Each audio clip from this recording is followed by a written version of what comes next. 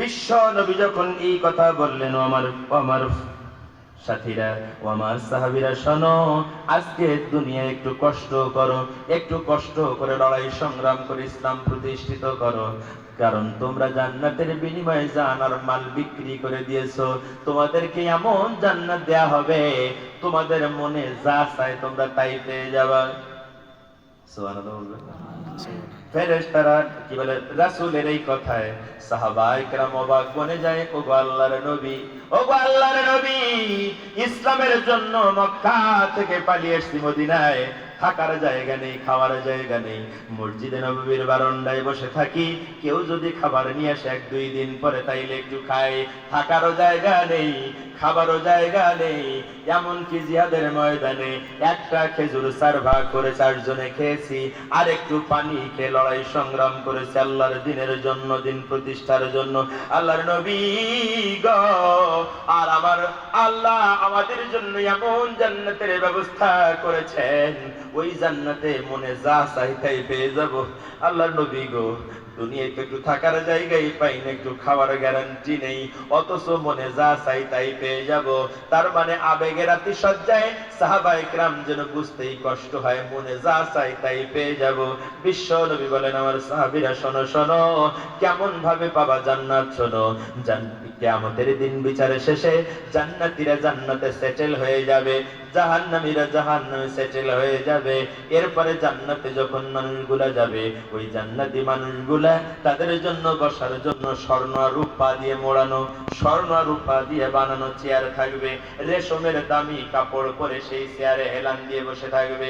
জান্নাতি ব্যক্তিদের সামনে বিভিন্ন রকমের পান পাত্র থাকবে, পেয়ালা থাকবে, তাদের সঙ্গিনীগণ থাকবে, সুনয়না সঙ্গিনীগণ তাদের সাথে থাকবে, অসংখ্য কিশোর ছেলে মেয়েরা সামনে থাকবে তাদের হুকুম পালন করবার জন্য। এই রকমের সুন্দর, না প্রচন্ড আলো না প্রচন্ড অন্ধকার, এই আধো আলো আধো অন্ধকারের ভিতরে এই রকমের মনোরম পরিবেশে সুন্দর বাগানের ভিতরে বসে যখন আরাম করবে জান্নাতি ব্যক্তিটি, হঠাৎ করে জান্নাতি ব্যক্তির মাথার উপরে দিয়ে একদল পাখি উড়ে যাবে। এই পাখির ডানার আওয়াজে জান্নাতি ব্যক্তিটি ওই পাখির দিকে ফিরে তাকাবে, যেই না ওই পাখিগুলোর দিকে জান্নাতি ব্যক্তিটির দৃষ্টি পড়বে, ওর নয়ন জুড়িয়ে যাবে, ওর কলিজা ঠান্ডা হয়ে যাবে। রব্বুল আলামিন, এত সুন্দর পাখি জীবনে কোনোদিন কোনো চোখ এত সুন্দর পাখি দেখি নাই, এত নয়নাভিরাম পাখি, এত দৃষ্টি নন্দন পাখি, এত এত সুন্দর পাখি জীবনে কোনোদিন তো দেখি নাই। এই রকমের দেখতে দেখতে যখন ও বিভোর হয়ে পড়বে ওই পাখির সৌন্দর্যে, হঠাৎ করে জান্নাতি ব্যক্তির মনের ভিতরে একটা আকাঙ্ক্ষার জন্ম নেবে। রব্বুল আলামিন, এই পাখিগুলো দেখতে যদি হয় এত সুন্দর, না জানি ওর গোশত খেতে কত মজা হবে। আল্লাহু আকবার। জান্নাতীরা চাই নাই, কিন্তু আল্লাহ খেতে চাই তোমার এই পাখির গোশত, চাইছে না? শুধু মনের ভিতরে একটা আকাঙ্ক্ষা, একটা জিজ্ঞাসা, একটা প্রশ্নের উদ্রেক হয়েছে। রব্বুল আলামিন, এই পাখিগুলো দেখতে যদি হয় এত সুন্দর, না জানি ওই পাখির গোশত খেতে কত মজা হবে।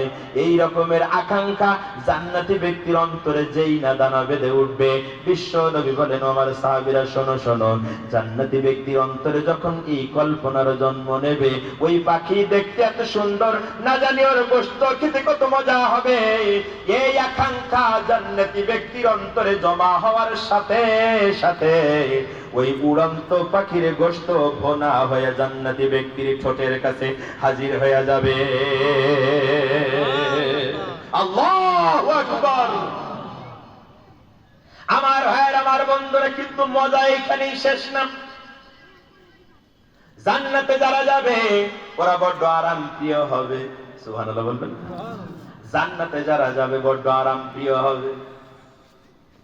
সারা জীবন ঠেলা চালাইছে, মজুরি খেটেছে, সারা জীবন কষ্ট করেছে, সেই যে একটা টিনের ঘর আর টিনের বেড়া, কথা কই, সেই যে একটা ভাঙ্গা সাইকেল, একামতে দিন করার কারণে সেই ঘরেও ঘুমাইতে পারে না, মাঝে মাঝে মাঠে যায় লুকায় থাক লাগে।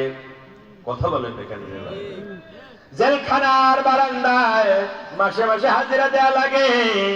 এই রকমের মহা বিপদে প্রচন্ড শীতের দিনে ঠান্ডা পানি দিয়া, পুকুরের পানি, কলের পানি দিয়ে উজু করে সালাত আদায় করেছে, শরীরটা কেঁপে কেঁপে উঠেছে, তারপরও নামাজটা ছেড়ে দেয় নাই, রোজাটা ছেড়ে দেয় নাই, পর্দাটা অমান্য করে নাই, পিতামাতার খেদমতটা ভুলে যায় নাই, ও স্ত্রীর অধিকার আদায় করতে মোটেও গাফেল হয় নাই। এরকম ইসলাম পালন করে কষ্ট করে যখন জান্নাতে যাবে, তখন ওই মানুষটা বড্ড আরাম প্রিয় হবে। ঠোঁটের সামনে ভোনা গোশত হাজির হয়ে গেছে। বিশ্ব নবী বলেন, আমার সাহাবীরা শোনো শোনো শোনো, এই জান্নাতি ব্যক্তিটা বড্ড আরাম প্রিয় হবে, সেজন্য তার মনের ভিতরে এখন কল্পনা আসবে, আহারে এই ভোনা গোশতটা এখন আমি কামড় দেব, তারপরে আমি চিবাবো, তারপরে এটা রস হবে, আমি গিলবো, তারপরে মজা হবে। আল্লাহর নবী বলেন, ও আমার সাহাবীরা শোনো, জান্নাতি ব্যক্তির অন্তরে যখন এই রকমের চিন্তা জমা হবে, সাথে সাথে রব্বুল আলামিন এই ভোনা গোশতটারে সুপ বানায়া, তরল বানায়া, ওর জিহ্বার উপর দিয়ে, ওর গলা দিয়ে, ওর কলিজা পর্যন্ত ঢুকায়া ঠান্ডা করে দেবে। এর নাম মনে যা চায় তাই পেয়ে যাওয়া।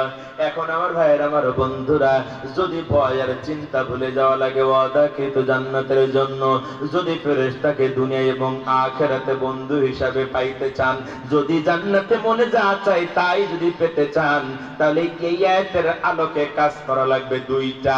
কয়টা? কয়টা? মাত্র দুইটা। একটা হচ্ছে ইন্নাল্লাযীনা ক্বালু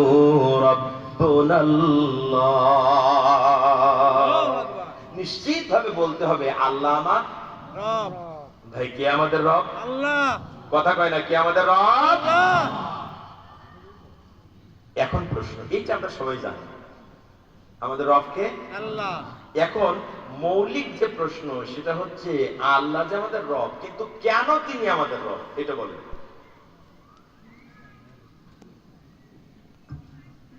বলেন, আল্লাহ আমার রব। এখন কিছু চালাক মানুষ আছে, তারা কি বলবে জানেন? হুজুর, আপনার হুজুরটা মসজিদে, মিলাদে, দোয়ায়, মাহফিলে সবসময় বলেছেন আল্লাহ আমাদের রব, আমরা তাই মুখস্থ করে দিচ্ছি আল্লাহ আমাদের রব। তো কেন আমাদের রব, তাকে আপনারা বলছেন নাকি আমরা মুখস্থ করে থবো? কথা তাই কিনা বলেন? মানে ঘুরাই ফিরাই দোষটা হুজুরদের ঘাড়ে যায় নাকি বলেন? আমার ভাইরা, যদি তাই হয় তাহলে আমি বলবো, কেন আল্লাহ আমাদের রব, এইটা জানাটা বেশি জরুরি। কারণ আপনি যদি রব্বুল আলামিনকে কেন রব মানতে হবে, এই কারণ যদি না জানেন, তাহলে তো রব বলে মানতে আপনার মন চাইবে না। ঠিক কিনা বলেন? যদি কাউরে মানতে হয় তাহলে তাকে আগে চিনতে হয়, নাকি বলেন? হুজুরে দাওয়াত করে এইখানে নিয়ে এসছেন, তার মানে ইউটিউবে আলোচনা দেখেছেন, ওই হুজুর কোরআন সুন্নাহ দিয়ে কথা কইতে পারে, ইউটিউবে দেখে চিনেছেন, তারপরে মানুষের খোঁজ খবর